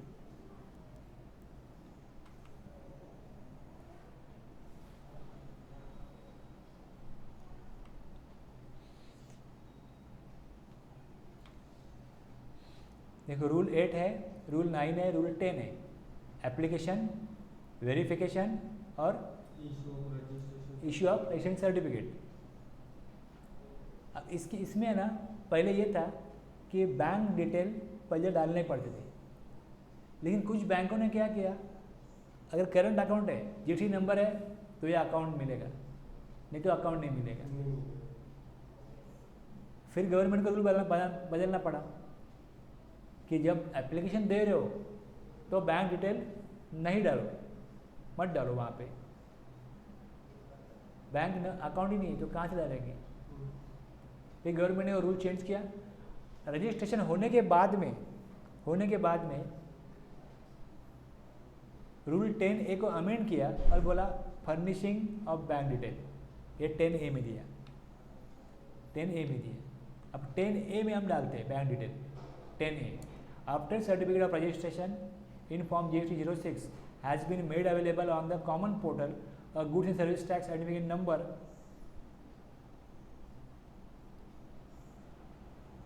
बैंक डिटेल कब डालना पड़ेगा? 45 डेज और उसका जब रिटर्न करने का पीरियड होगा उससे पहले। अगर 45 डेज के पहले अगर उसे रिटर्न करना है तो उसका बैंक डिटेल्स अपलोड हो जाना चाहिए, फर्निश हो जाना चाहिए, विचएवर इज अर्लियर। एक देखो 45 डेज रजिस्ट्रेशन हो गया है, अब 45 डेज में या फिर रिटर्न पीरियड जब है और the date on which the return required under section 39, उसको 3B फाइल करना है, वो डेट आ गया तो वो डेट और 45 डेज कंप्लीट होता है वो डेट, वो 2 डेट से पहले वाली डेट कौन सी है, उस डेट तक उसको बैंक डिटेल फर्निश कर देना चाहिए, अपलोड कर देना चाहिए। ये 10A बोलते हैं। अब आप फिर पूछोगे नहीं किया तो क्या? तो जो भी कानून बनाया है अगर वो कोई फॉलो नहीं करता है तो उसके लिए अलग सेक्शन है, उसमें दिया हुआ है इनवॉइस कैसे बनाने चाहिए, आईटीसी कैसे लेना चाहिए, ये सारी चीज़ें। जो डिसिप्लिन है लॉ का वो अगर जो फॉलो नहीं करता है, वो ब्रेक करता है, तो कौन से डिसिप्लिन रूल है वो फॉलो नहीं किए, उसके लिए अलग से प्रावधान बनाया है। ये नहीं किया तो 25,000 फाइन, ये नहीं किया तो 50,000 फाइन। आपने सर्विस का सप्लाई लिया ही नहीं और इनवॉइस ले लिया, इनवॉइस खरीद लिया, आईटीसी क्लेम किया, अगर ये गवर्नमेंट के लॉ जो भी अधिकारी है, जो भी इसके अंदर जिसको वो देखने के लिए दिया है कि आप देखो ये स्टेप बराबर फॉलो किया कि नहीं किया, उसके पास वो राइट है। अगर वो आके आपको बोलता है कि आपने सर्विस लिया ही नहीं है और आपने इनवॉइस लेके आईटीसी क्लेम किया है, अगर वो प्रूव करने की जिम्मेदारी उसकी होगी कि आपने कानून तोड़ा है। अगर वो प्रूव हो जाता है तो आपको कानूनी तौर पे कितना फाइन लगेगा ये अलग प्रोविजन में लिखा हुआ है। अगर वहाँ 50,000 तो 50,000, 1 लाख लिखा तो 1 लाख, ये सारी चीज़ें लिखी हुई रहती है लॉ में। ये फॉलो नहीं किया अगर इसने और कहीं पे कुछ दिया हुआ नहीं है तो कितना फाइन रहेगा, ये एक स्टेप रहता है, एक ऐसा प्रोविजन रहता है। अगर कुछ हमने डिफाइन नहीं किया तो वो अगर कोई कानून तोड़ता है तो उसको 50,000 फाइन देना पड़ेगा। तो कुछ ना कुछ फाइन तो बनती है। अगर आप लॉ बनाया है, कानून बनाया है और उसको फॉलो नहीं कर रहे हो तो फाइन लगेगी। नहीं तो अगर कुछ पेनल्टी फाइन नहीं रहेगी तो लॉ फॉलो करेगा ही नहीं कोई, और लॉ फॉलो नहीं कर रहा है तो गवर्नमेंट कुछ नहीं कर सकती, तो कुछ चलेगा नहीं, काम ही नहीं चलेगा। सब तो अच्छे बच्चे नहीं होते ना, तो सबको देख के कानून बनाना पड़ता है। तो गवर्नमेंट का वो मोटिव नहीं है कि लोगों से पैसा वसूलो, फाइन लगाओ, ये उद्देश्य नहीं है, ये ऑब्जेक्टिव नहीं है। लेकिन अगर ऐसा प्रोविजन बनाया ही नहीं तो लोग ऐसे ही करते रहेंगे, धज्जियाँ उड़ा देंगे कानून की, और गवर्नमेंट कुछ नहीं कर सकेगी।